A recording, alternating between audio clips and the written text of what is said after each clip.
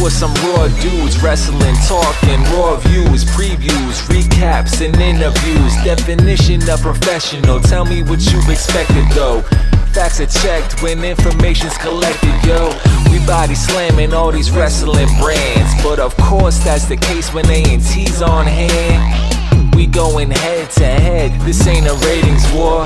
Now's your chance to chat with Steven, what you waiting for? Hello everyone, welcome to RawViews. My name is Steven, and today we're talking Vengeance Day, NXT Takeover, the night Adam Cole broke our hearts, destroyed the Undisputed Era as we know it, and possibly told the best story we've seen in NXT since Ciampa and Gargano. Last night, February 14th, 2021, will always be the night the Undisputed Era ceased to be as we knew it after 3.5 years of dominance in NXT. Let's go ahead and paint the picture for you, just in case you didn't see it. Adam Cole, Kyle O'Reilly, Roddy Strong come to the aid of Finn Balor after the match. It appears that finally Finn Balor will be posing with the Undisputed Era after months and months of teasing something like this happening. It finally appears to be happening until Adam Cole super kicks Finn Balor in the face, then proceeds to do the same thing to Kyle O'Reilly, leaving Roddy Strong in disbelief like a child having to pick between two parents, and walking away, once again, breaking our hearts on Valentine's Day, and ending one of the best factions of the last 5 years. So what does this mean? What does this mean for Adam Cole? What does this mean for Kyle O'Reilly? Does this mean one of them is moving up? Does this mean the Undisputed Era is dead as we know it? Does this mean that the Undisputed Era as a whole, even a new version of that, is dead? Let's go ahead and let's dive in a little bit. Let's take a look at what we know. Again, this has been teased over months. Adam Cole has kind of had to take a back seat to Kyle O'Reilly this year for O'Reilly to get some world title, get some NXT championship shots at Finn Balor. And then it looks like, O'Reilly kind of brokered a partnership with Balor having his back. And along the way, it appeared that Adam Cole was on board with this, but obviously he wasn't. This was the perfect ending for this NXT, and it's the perfect ending for what they needed for right now. Traditional television ratings haven't been doing well for NXT. My biggest knock on the brand as a whole is the lack of storytelling, especially outside of championships. Like they do pretty well with championship feuds. It's any story outside of the title. And this right here provides that. It is a culmination of 3.5 years of great buildup of this faction, and then the destruction of it.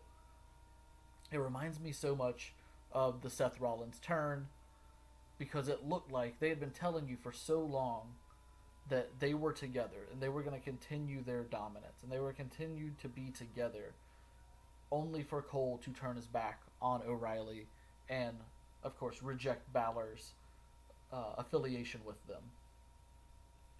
So when we take a look at this and we look at what does this mean for Adam Cole, the immediate reaction to everybody is he's going to go after Drew McIntyre, and I don't see it. And it's not because I don't think Adam Cole will eventually move to Raw or SmackDown. However, I think there's a lot of story here to unpack. I think that a version of both Undisputed Eras, of two Undisputed Eras at a War Games, would be the ultimate closing chapter for them because they've been such a prominent part of War Games. I think that you could easily tell this story for the next 6 months of Adam Cole, Kyle O'Reilly, and then either the disintegration of a faction or the rebirth of a second version of the faction. You look at things and you ask yourself, Adam Cole, what could he do? Who could he bring with him? You would assume Fish would align with Kyle O'Reilly due to their history together. You have Roddy Strong there, who tried to pull Cole away, but then afterwards did check on Kyle O'Reilly if you look at the pictures from WWE's social media account. So he's caught in the middle. He could really go either way. So let's say he does join Adam Cole. right? Then you have 2 and 2. Let's say O'Reilly and Fish align with Balor, right? That gives you 3 on one side. That gives you Cole and Strong on the other side, and then you're looking for somebody to plug into that third spot. Marty Scurll's a name out there that is tied with Adam Cole's past. Of course, he had some awful news come out about him, but you do wonder, would they roll the dice on a guy who has a very high upside and you could probably get at a very low cost right now to plug into this feud, and it feels like it would make sense. So if you're on Marty watch, this is a feud that I think you could easily plug and play a name into. But as far as Cole moving up, I don't see it happening now. I think it could. I think at the end of this all, it will happen. But I think the direction you go here, I think the best direction to go here is having your, if you want to correlate it to factions of the past, your Wolfpack and your traditional black and white NWOs, where they feud with each other. And now you have this awesome, intertwined, emotional feud between the two Undisputed eras as a backdrop to your 2 title pictures for your men and women that traditionally do very well. Again, NXT, when it comes to their titles, do a very good job of building up a story around the titles, but anything outside of that, they don't do the best at. And since I have the titles, since I brought up the titles here, let's talk the titles. Let's talk Finn Balor, still NXT champion. What is next for him? Well, I think a lot of people are going to assume it's Adam Cole. And it's a possibility they go another route with Adam Cole. I think it's the short term, though. I think you get a short term with O'Reilly getting involved and costing Cole, and then, kicking off their feud. Mania week, from what I understand, there will probably be a takeover show that Wednesday of Mania week. So, or a special, a special TV show, at least. A special event on cable, Mania week. I think that's where you might get either a tag match between Cole and Strong against O'Reilly and Fish, or you get your first Cole versus O'Reilly match. So what does this mean for Balor long term? And when I say long term, I even mean just in April. Like, Mania week is going to be a big week for NXT. I think you have 3 names. I think you have 3 names that you could see that week. I think the first one is very obvious. It's Edge, Royal Rumble winner. Said he was going to be paying attention to this match, and you could easily plug him in, and not only do you then have the Undisputed Era storyline going on, you have an amazing women's division going on, you have Johnny Gargano hitting on all cylinders, and you have this new character in Cameron Grimes just absolutely making everybody cry of laughter on Twitter every time he's on screen. But then you plug Edge in there, and all of a sudden this show feels like it feels the biggest it's felt in quite some time. Maybe ever. It's possible. Another option is Karrion Kross, as a guy who's going to take on Escobar this Wednesday. Maybe you do Cole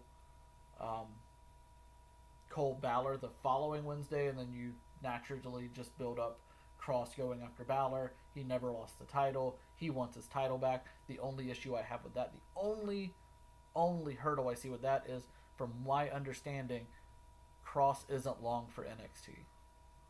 He's a guy WWE officials are high on. They think he can make a really big impact on a Raw or a SmackDown. The package of he and Scarlett is everything that Vince McMahon, Bruce Pritchard, and all of those backstage officials love in a main roster star. So if not Kross, if not Edge, then who? We've seen video packages for Imperium. A match with Walter was supposed to take place last year, had to be canceled due to the pandemic. What better time than to reintroduce Walter than now against Finn Balor WrestleMania week? Balor versus the final boss.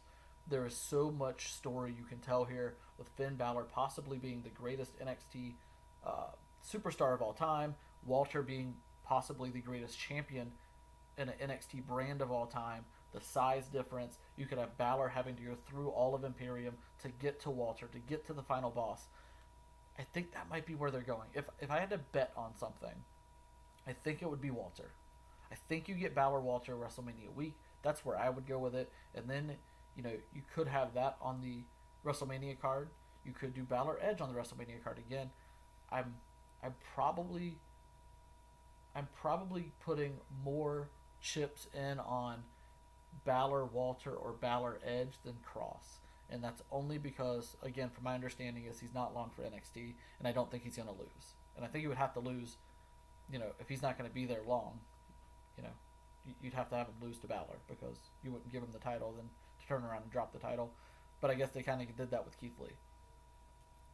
So now what? What else happened last night? Let's talk about Johnny Gargano.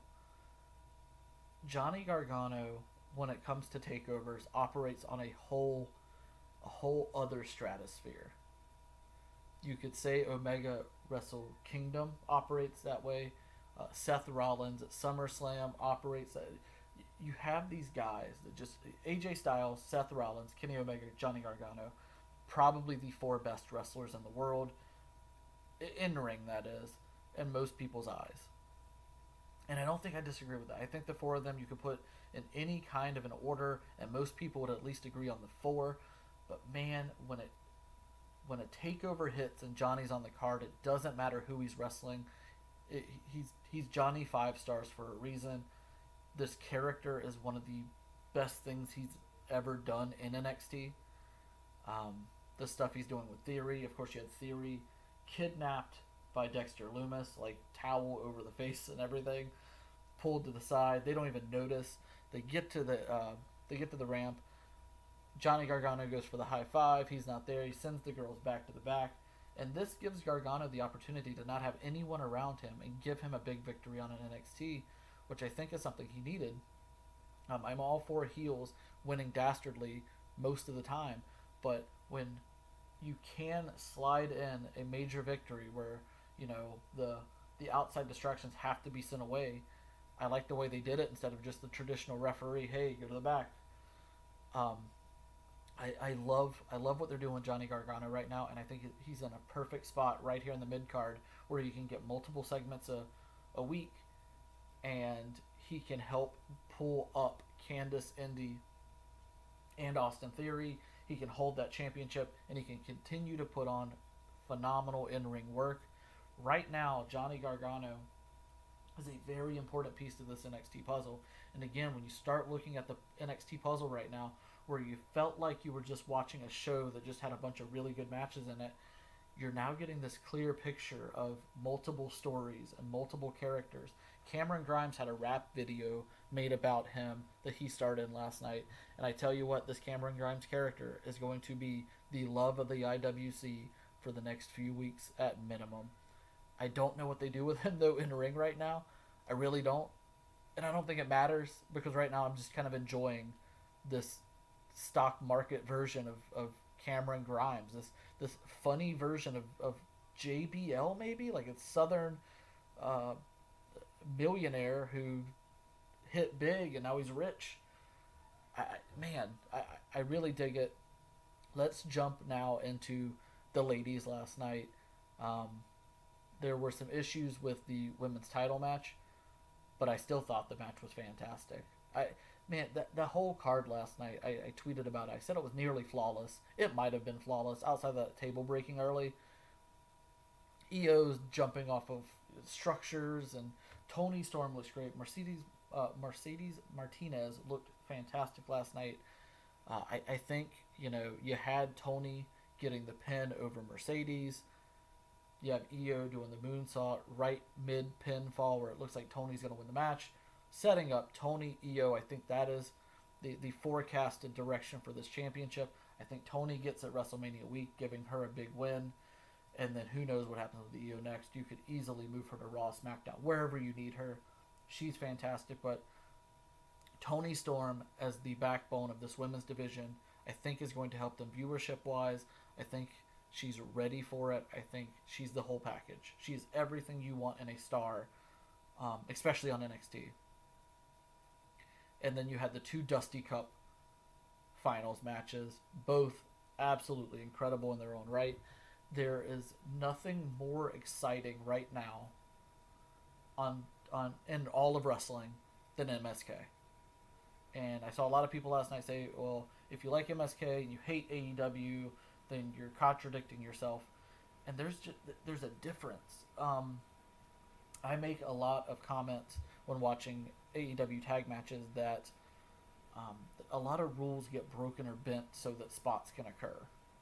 And it's prolonged times. It's not like instead of 10 seconds it's 12 seconds, or 5 seconds it's 8 seconds. It's minutes long to set these things up. And you watch MSK do their stuff, and they're doing it within the restrictions of the rules of the matchup. And I think that's what makes them so incredible. That and their energy from the moment they step on the ramp is just, it's on another level. It's incredible how they've just burst onto the scene, and Triple H spoke so highly of them after the event during the conference call last night, that they're sponges and they want to learn and they want to get better, and you see it every week. They're on the screen. I'm glad they won the Dusty Cup. They should get the tag titles. They should be the faces of that tag division. And all of a sudden you're looking at divisions with Tony Storm, MSK, Finn Balor, maybe Edge, maybe Karrion Kross, and then you have the backdrop of the Undisputed Era Angle story going on as well.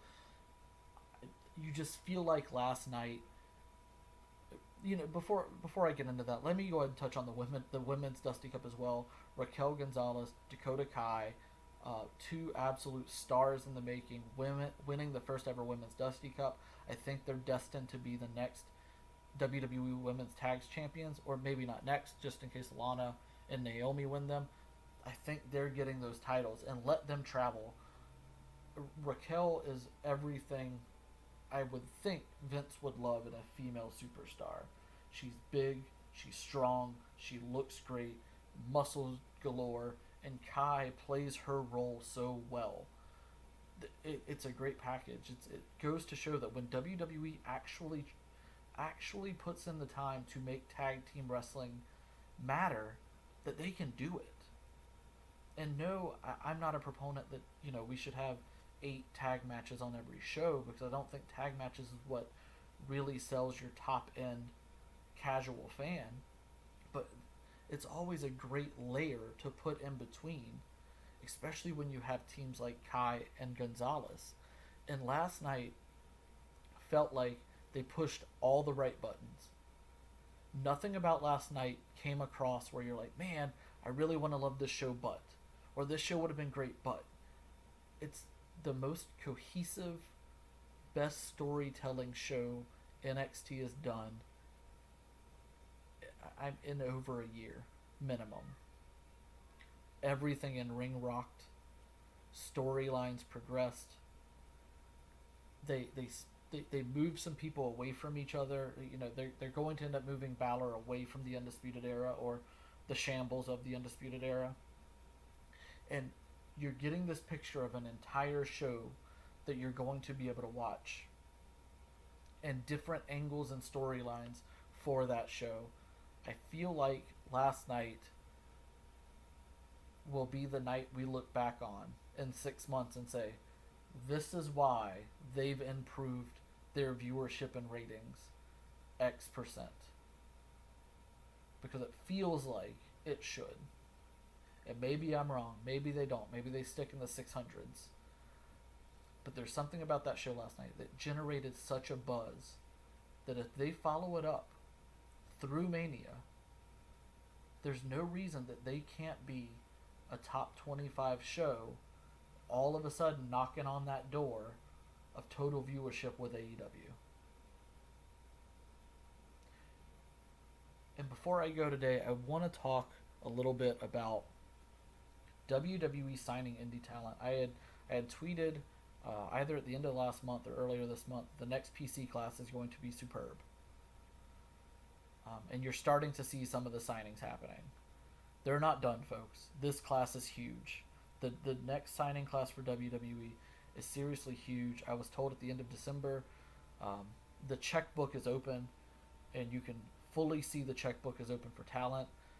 I don't know if a lot of this is because they will be transitioning at some point to that NXT developmental show just on the network, with NXT proper being just on cable. I don't know that yet. I do know the checkbook is open. I know they've signed a lot of talents, and I'm happy for a lot of these talents. I know I've spoken to some of them on a first-hand basis. I'm really happy for a lot of these guys, and it's really a shame that we want to put down the accomplishments of people because of some of our own beliefs that may or may not be true about a company. A lot of these guys work so hard and they want to be signed by WWE so bad so that they can provide for their families, so that they can fulfill their dreams. And for a lot of fans to look at that and have such a negative reaction towards it, just kind of speaks to some of the toxicity within the wrestling community as fans go. We should be praising these folks. We should be giving them kudos for accomplishing their dreams, for being able to provide for their families. And that's all I'm going to say on that. Tune in tomorrow. I will be back tomorrow for a Raw recap. I thought NXT, again, absolutely fantastic. Quick note on SmackDown. Roman Reigns is great. I don't know if I need to say any more than that. Cesaro's promo, I see a lot of people overly praising it or not understanding why people are praising it. It was a really great Cesaro promo. So when you see somebody go over and above what they normally do, you praise it. You think it's great because based off of what else they've shown you, you're surprised at what they did. I want to see him to continue to grow. I want to see Roman continue to be the guy on SmackDown. Mondays will typically be my SmackDown recap show. Tuesdays will be my Raw recap show. Thursdays will be my NXT AEW recap show. And, you know, if we need more content, if we need to do more, if we need to go back to daily, we're going to try to do that. I'm going to start right now with 3 days a week. See how you guys pick it up. See how many followers. See how many times you share this. How much you like it. How much you give me the feedback to let me know, hey, I'm enjoying this. I need this, or I need to have more of this. Again, you can follow me on Twitter at @view_raw. You can tell me how much you loved or hated the show, how much you loved or hated my takes. If you disagree with me, if you do agree with me, I love all conversation when it comes to wrestling. So, until tomorrow, be awesome.